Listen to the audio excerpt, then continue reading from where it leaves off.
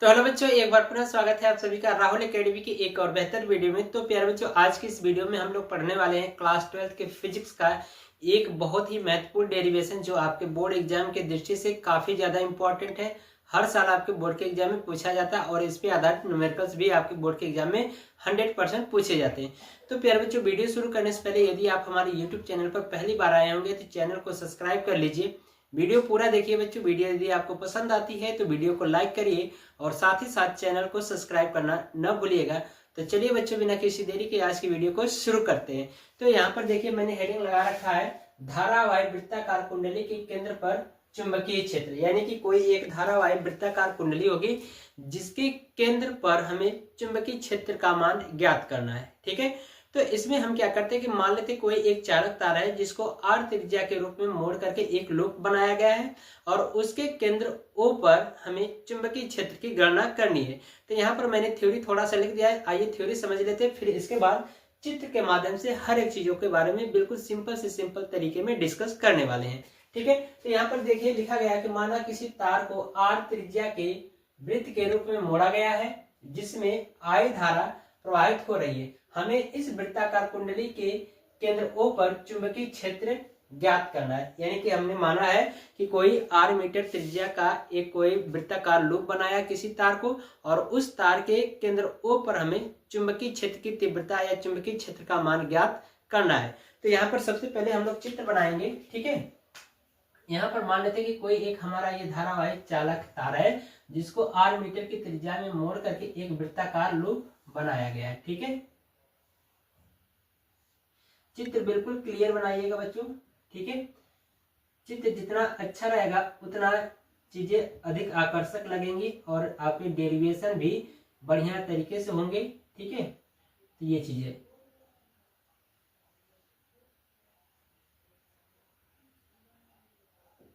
ठीक है। तो इस तरह से हम मान लेते हैं कि कोई एक हमारा ये धारावाही वृत्ताकार कुंडली है। ठीक है, ये बात समझ में आ रही है। और इसमें क्या हो रहा है कि आई एम्पियर की धारा प्रवाहित हो रही है इस तार में। यहां से आई एम्पियर की धारा प्रवाहित हो रही है, इधर से बाहर निकल रही है। ठीक है, तो यहाँ पर ऐसे धाराएं प्रवाहित हो रही हैं इस कुंडली के अंदर। ठीक है, बात समझ में आ रही है। और इस कुंडली का क्या होगा, एक केंद्र बिंदु ओ मान लेते हैं। ठीक है, जैसे मान लिया हमने यहाँ पर इस कुंडली का केंद्र ओ है जहां पर हमें चुंबकीय क्षेत्र की गणना करनी है और इसकी त्रिज्या हमने मान लिया क्या है, आर है। तो अब यहाँ पर देख रहे हैं जो प्यारे बच्चों हम लोग पढ़ रहे हैं, ये बायो-सेवर्ट के नियम का अनुप्रयोग पढ़ रहे हैं।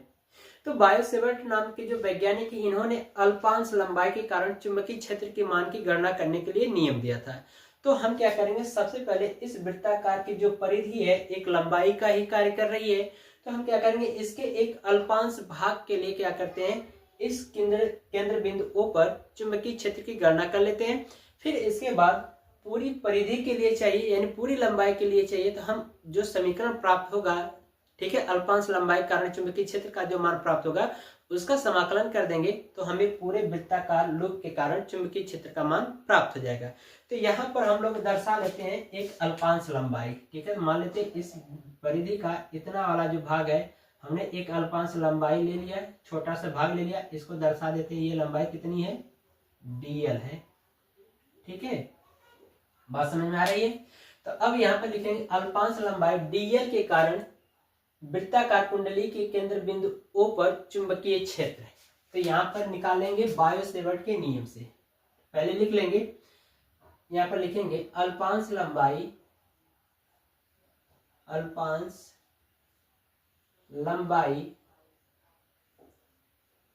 डीएल के कारण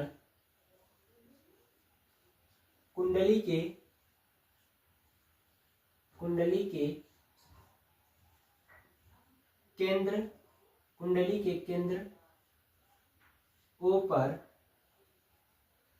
चुंबकीय क्षेत्र।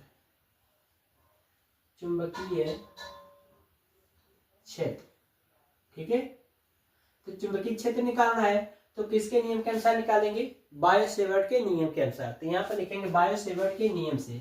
ठीक है, तो यहाँ पर लिखेंगे बायो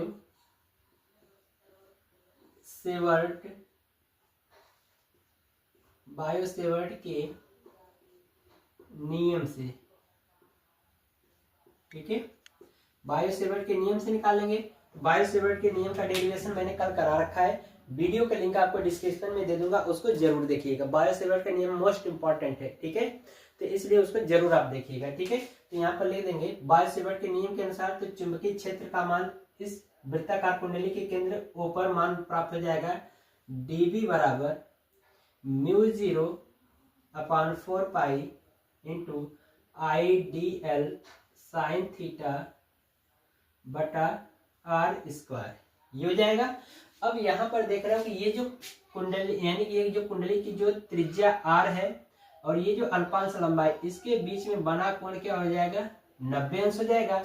तो यहाँ पर थीटा का मान कितना प्राप्त हो जाएगा, 90 अंश। तो यहाँ पर लिख देंगे चूंकि थीटा बराबर कितना, 90 अंश, तो इसलिए यहाँ पर थीटा की जगह पर नंबर अंश रख दीजिए, तो हो जाएगा dB बराबर μ0/4 इंटू IDL साइन 90 अंश, ठीक है, बटा r²।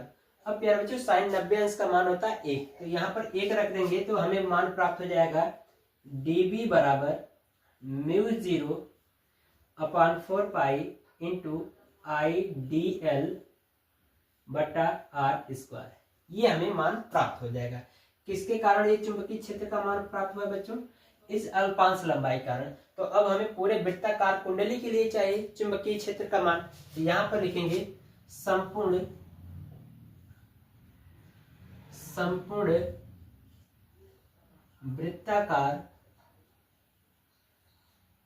वृत्ताकार कुंडली के कारण चुंबकीय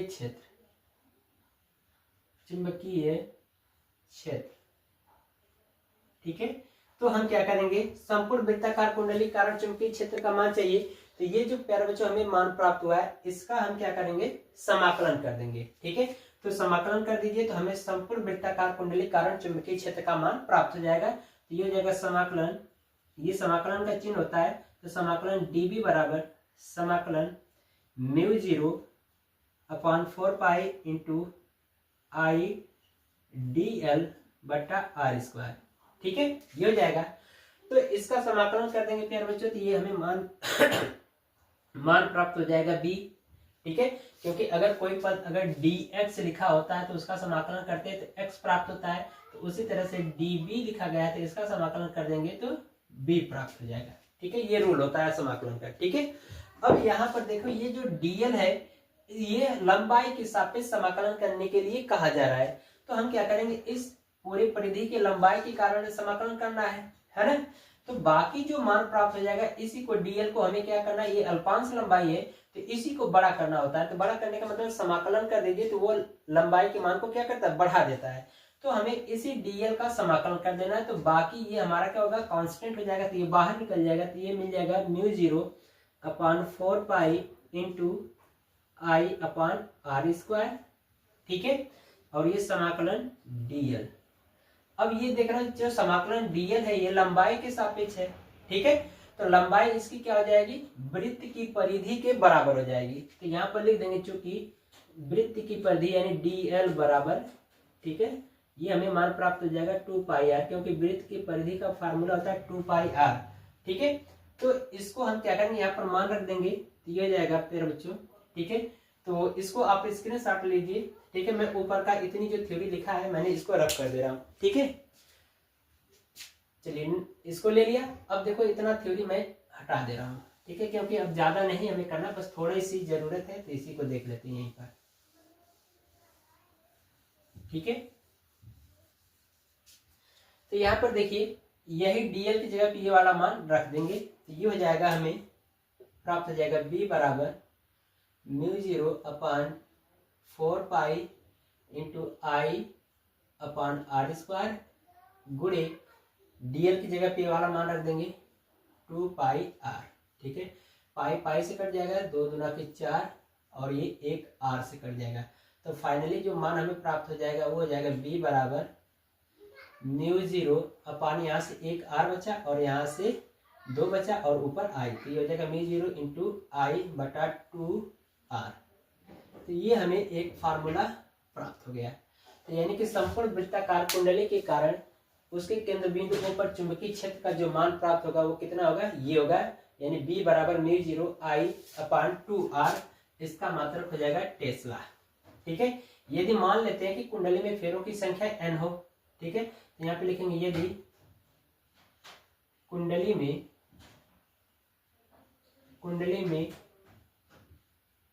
फेरों की संख्या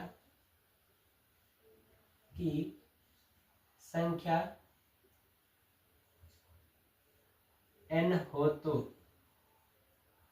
कुंडली में फेरों की संख्या प्यारे बच्चे n हो तो कुछ करना नहीं, बस इसमें n का गुणा करा दीजिए, तो ये हो जाएगा B बराबर म्यू 0 NI बटा 2r।